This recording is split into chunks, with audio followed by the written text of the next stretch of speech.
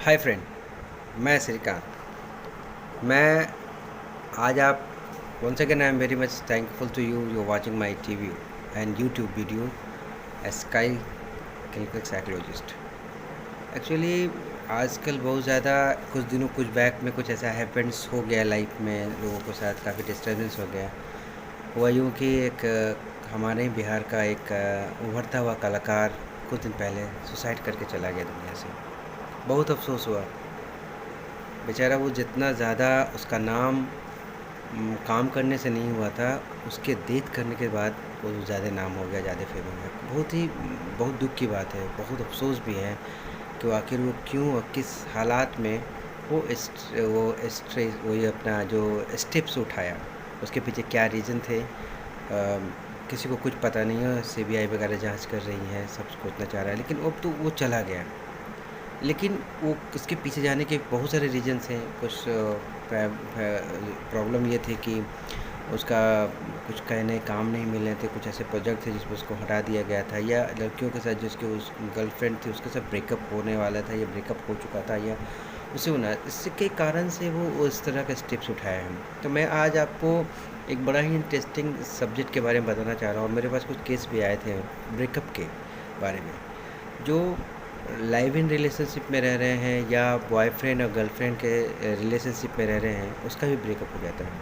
तो ये ब्रेकअप होता क्यों है? सबसे पहली बात हो तो हम लोग रिलेशनशिप में आते क्यों हैं? क्या मजबूरी होती है कि हम रिलेशनशिप में आ जाते हैं या बॉयफ्रेंड गर्लफ्रेंड बनाने में बिलीव कर लेते हैं? इसके पीछे रीज़न क्या होता है? एक साइकोलॉजिस्ट क्या होता है? एक इसका पीछे एक ही साइकोलॉजी होती है कि हर इंसान सबसे पहले अपोजिट सेक्स की तरफ अट्रैक्ट करता है, और हर इंसान को मेल फीमेल और फीमेल मेल का एक जो साथ होता है काफ़ी अच्छा लगता है, उसे प्लेजेंट महसूस होता है। तो वो चाहता है कि हम इससे ज़्यादा से ज़्यादा अपना वक्त इस पर बिताएं। लेकिन क्योंकि हम लोग उस समय इतना मैच्योर नहीं होते हैं, हम ये सिर्फ 15-16 साल 16 साल 18 साल 19-20 साल के लड़के लड़कियों ये लोग काम करते हैं, हमारा ब्रेन उतना मैच्योर नहीं होता। हम प्लेजेंट तो महसूस करते हैं, ये उसी तरह का प्लेजेंट होता है जिस तरह का हम ड्रग्स लेने में करते हैं, जिस तरह का हम निकोटीन लेने में करते हैं, जिस तरह का हम अल्कोहल से प्लेजेंट फील करते हैं। सेम प्लेजेंट हमें मिलता है जब हम किसी के प्यार में पड़ते हैं, जब हम किसी के रिलेशनशिप में रहते हैं। लेकिन ये बड़ा पेनफुल एक्सपीरियंस होता है माय डियर, जब हम ब्रेकअप कर जाते हैं। काफ़ी किसी का दिलो दिमाग में असर कर जाता है, लोग सुसाइड तक कर लेते हैं। वो बेचैन सा हो जाता है, लड़की हो तो लड़की से हो जाता है, लड़का ब्रेकअप कर लेता है तो लड़की के लिए प्रॉब्लम हो जाता है, या लड़का कर लेता है तो उस लड़की कर लेती है तो लड़का के लिए प्रॉब्लम हो जाता है। तो काफ़ी ऐसे प्रॉब्लम्स आते हैं लोगों में। तो आखिर मैं आपको स्टेप बाय स्टेप ये बताऊंगा कि क्यों ब्रेकअप से हम बचा जा सकते। ब्रेकअप हो जाए तो हम अपने लाइफ ज़िंदगी कैसे जी सकते हैं, क्योंकि ब्रेकअप हो जाने के बाद ऐसा नहीं है कि आपकी ज़िंदगी ख़त्म हो गई। आप अच्छी ज़िंदगी काफ़ी लंबे समय तक जी सकते हैं और बेहतरीन ज़िंदगी जी सकते हैं। बस डिपेंड करता है कि हम इसे लेते किस तरह से हैं। देखिए होता क्या है कि हम जब उसके साथ रहते हैं तो उसके हर चीज़ में हम इन्वॉल्व हो जाते हैं, उसके हर आदतों में इन्वॉल्व हो जाते हैं, और हर मेरिट्स हर डिमेरिट में हम इन्वॉल्व हो जाते हैं, उसके हर खुशी और गम में इन्वॉल्व हो जाते हैं। हमारा हर पार्ट्स, हमारा बॉडी के हर चीज़ें उसमें इन्वॉल्व हो जाते हैं और हम उनमें खुशियाँ ढूंढने लगते हैं। हम सारी खुशियाँ सिर्फ रिलेशनशिप में ही ढूंढते हैं और किसी चीज़ में नहीं ढूंढते। तो इससे हमारा बॉडी एक नया तरीके का हार्मोन बनाने लगता है, जिसको हम लोग ऑक्सीटोसिन भी कहते हैं। बाद में आप पढ़ेंगे ऑक्सीटोसिन के बारे में, बताऊंगा मैं कि क्या होता है, कैसे लविंग अफेयर को इफ़ेक्ट करता है। तो ये ऑक्सीटोसिन बनाने लगता है, और इस ऑक्सीटोसिन और फेरोमोन, एक ये हमारे ये स्मेल का एक अच्छा अलग तरीके का एक फेरोमोन है जो एक गंध प्रोड्यूस करता है, जिसके चलते एक लड़का एक लड़की के साथ अट्रैक्ट होता है। दूसरी बात होता है एक मेंटल अलाइनमेंट्स में ये लोग क्रिएट करते हैं। जब हम एक दूसरे के साथ रहते हैं, बातचीत करते हैं, बैठते उठते हैं, तो हमारा एक मेंटल अलाइनमेंट बन जाता है, जिसको हम लोग मेंटल वाइब्रेशन भी कहते हैं, फिजिकल मेंटल वाइब्रेशन अलाइनमेंट। तो वो भी मिल जाता है काफ़ी हद तक, तो हमारा हर फ्रिक्वेंसी मिलने लगता है। तो हमारा एक दो पार्ट होने के बावजूद भी हम लोग एक पार्ट हो जाते हैं। लेकिन कभी कभी किसी हालात में किसी वजह से हम ब्रेकअप हो जाते हैं। हालात कुछ भी हो, वजह कुछ भी हो, चाहे लड़की की शादी हो गया या लड़का का शादी हो गया, या माँ बाप चाह रहे कि नहीं करना है, नहीं रहना है, तो हम दोनों अलग हो जाते हैं। अब उसके बाद की जो सिचुएशंस आती हैं माय डियर, वो काफ़ी पेनफुल और कॉम्प्लिकेटेड हो जाता है। एक एक पल जुड़ा होता है उनके साथ, एक एक यादें जुड़ी होती हैं उनके साथ, एक एक याद है कि ये टाइम था हमारा उनके साथ बिताया था, ये फेस्टिवल्स थे उन्हें उनके साथ बिताएं, ये चीज़ ये जो आपका मैंने बर्थडे था तो मैंने उनके साथ बिताया। काफ़ी कुछ है, काफ़ी कुछ एक दूसरे से हम लोग शेयर करते हैं और स्पेंड करते हैं तो काफ़ी तकलीफ़ होती है। अब इस तकलीफ़ को, ये ब्रेकअप को हम संभालें कैसे? क्योंकि जीना बहुत ज़रूरी है। हम ब्रेकअप को संभाल नहीं पाते, हमारे दिमाग उस तरह का डेवलप हो नहीं पाता और हम उसके यादें में खोए रहते हैं और हम अल्टीमेटली एक रॉन्ग डिसीजन ले लेते हैं लाइफ में। तो फ्रेंड्स, मैं आपको बताना चाहता हूँ और बचाना चाहता हूँ कि अगर ब्रेकअप हो भी जाए तो ज़िंदगी ख़त्म नहीं हो जाती। जैसे आमिर खान ने कहा भी था, बड़ा अच्छा शब्द कहा था, एक डायलॉग कहा था उन्हें सिनेमा में, आपको याद है कि रेल और फीमेल के लिए इंतज़ार नहीं करना चाहिए।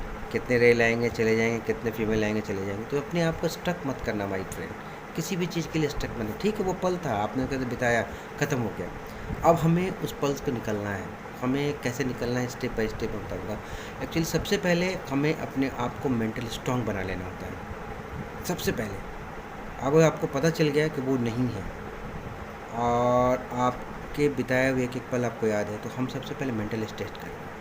मेंटल स्टेटस को मजबूत करने का सबसे बेहतरीन तरीका है मेडिटेशन। आप सुबह शाम 15 से 20 मिनट तक मेडिटेशन करेंगे, सैर करेंगे और अपने आप को चौबीसों घंटा बिजी कर रखेंगे किसी भी काम में। कोई भी प्रोजेक्ट है, कोई भी काम कर रहे हैं, पढ़ाई कर रहे हैं, ऑफिस में जॉब कर रहे हैं, आप अपने आप को बिजी रखेंगे पहले। उसके बाद उससे जुड़े जो भी यादें हैं आपके पास, सोशल मीडिया से लेके उसके गिफ्ट तक, उस सबको धीरे धीरे ख़त्म करेंगे, हटा देंगे, उसके अपने सामने रखेंगे नहीं। फिर धीरे धीरे हम उस जिस पल को था हम दूर होते चले जाएंगे, थोड़ा गैप देंगे, दूर होते चले जाएंगे। तो इससे क्या होगा, हम अचानक उस और किस गैप होना, उसके बाद उसके उसके भूलने के लिए हम किसी गलत चीज़ का सहारा नहीं लेंगे। कोई निकोटीन, कोई टी कॉफ़ी, कोई सिगरेट, कोई ड्रग्स या कोई अल्कोहल, नो माय डियर, कभी नहीं। क्योंकि जैसे ब्रेकअप होता है 90% पीपल्स जो होते हैं, लड़के लड़कियां जो होते हैं, वो ड्रग्स की तरफ या अल्कोहल की तरफ चले जाते हैं। ये आपका परमानेंट सोल्यूशन नहीं होता, बल्कि आप दूसरे फिर आदत में चले जाते हैं और फिर इससे निकल पाना और मुश्किल हो जाता है। तो ये काम तो आप बिल्कुल ही मत करें, कतई नहीं करें।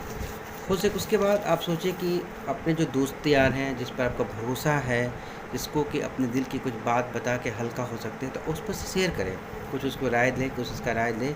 इससे आपकी थोड़ी जो अंदर के स्ट्रेस हैं वो दूर हो जाएंगे।